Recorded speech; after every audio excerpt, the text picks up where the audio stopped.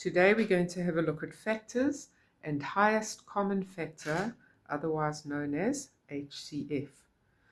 So what is a factor? We can't start to find the factors of any number unless we really understand what a factor is. So a factor is a number that can divide into the given number exactly without a remainder. And the better you know your tables, the more easily you're going to be able to find factors of any number. So let's start off with an example of finding factors of 12. So whenever we're writing something down, we introduce what we're speaking about, and maths has shorthand ways of writing everything. So this stands for factors of 12 equals, we're going to open curly brackets to show that it's going to be a set of numbers showing the factors, all the numbers that can divide exactly into 12. So you can make your life a lot easier by realizing that with factors, 1 can go into any number. So any list of factors will always start with 1. 1 can divide into 12 exactly.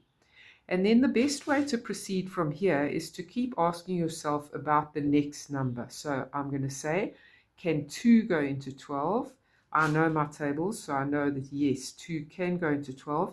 At this stage, I'm not worried about how many times 2 can go into 12. I just want to know, can it go into 12 exactly? Yes, so I write it down.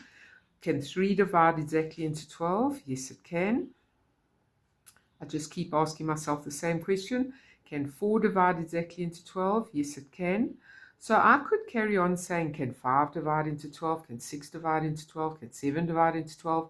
And that would become very laborious. So if at this stage you can realize that you've now got two numbers right next to each other that multiply together to give you 12, then you know you've reached the middle of your set of numbers. So you can, as you get used to the process, you can actually in pencil see, okay, 3 times 4 is 12.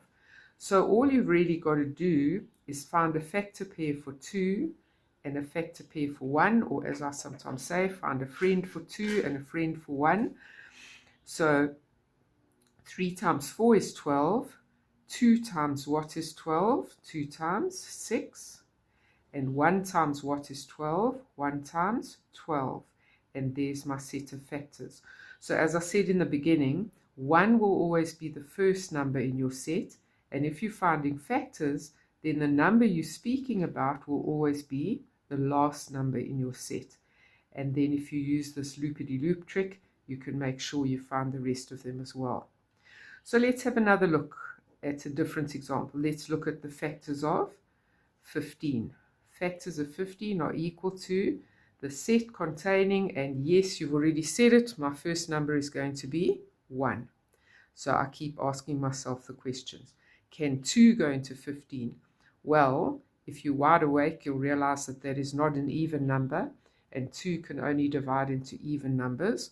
So no, 2 can't go in, so I don't write it down. Can 3 divide exactly into 15? Yes, it can. Can 4 go into 15? No, it can't. Can 5 go into 15?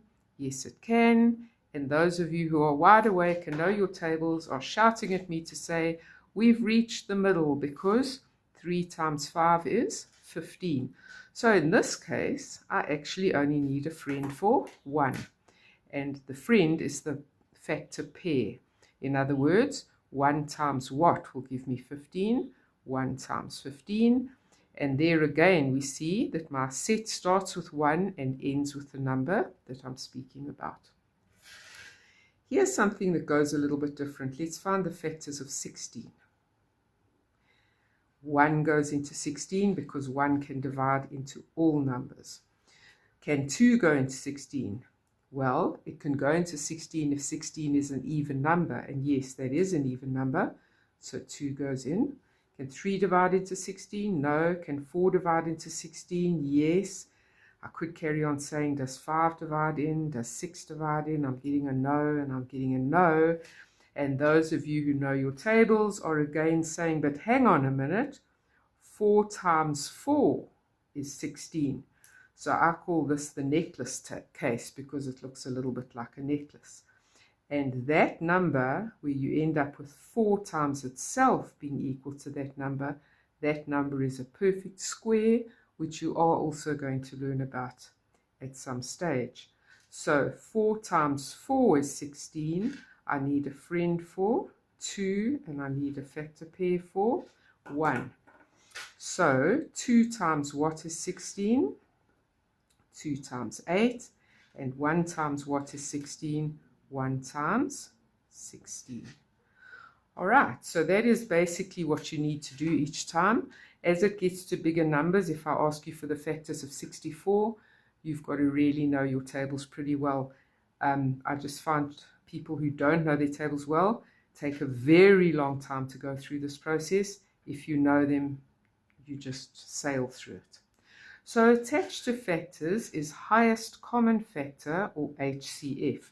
So seeing as we've done these 3 numbers, let's find the HCF of, let's do these 2 first. Let's find the HCF of 12 and 16.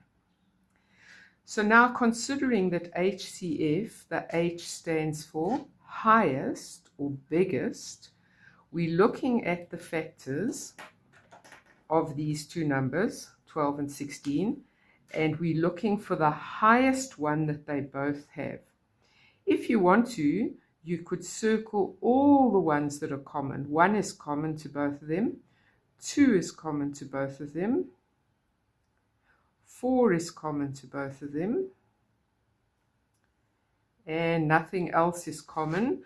So I can't choose the 1, I can't choose the 2 as my answer, because I need to choose the highest number or the biggest number that they both have. And so therefore the answer is 4. Let's try and find the highest common factor of these 2. 12 and 15. Okay, I'm not going to circle anything this time. I'm just going to have a look through. So they've both got a 1 in common. This one hasn't got a 2. They've both got a 3 in common. There's a 4, but there's a 5. No, nothing higher than that. So 3 is the biggest number that they both have, so therefore the highest common factor is 3. So if you watched my video on lowest common multiples, you'll see that I explained it in a similar way, and then I went on to a shortcut. So I'm going to show you a shortcut for highest common factor as well. So let's do the highest common factor of 8 and 12. So in this case, the easiest way to do it in your head, if you don't want to write down all the factors, which eventually in higher grades you don't have the time to do, then the best thing to say is, what times table do both of these numbers belong to? So the trick is to find times tables that they both belong to, and then think which is the highest times table. So the first thing that might pop into your head, because they're both even numbers, is that 2 can divide into 8 and 2 can divide into 12. So 2 is a common factor, but is it the highest common factor? If it's 2, if you've got 2, then the logical thing to do is to try 4 after that and see, because 2 is quite linked to 4. So 2 went into both of them. Can 4 go into them? Can 4 go into 8? Yes, it can. Can 4 divide exactly into 12? Yes, it can. All right. It looks like we've got the right answer, but let's think a little bit. Is there a higher one that's got a factor of 6? But no, 6 can't go into that one. So the highest one we found is 4. 4 can divide exactly into 8, and 4 can divide exactly into 12, and nothing bigger than that can divide into both of them. We can also find the highest common factor of 3 different numbers. So finding the highest common factor of 10, 15, and 30,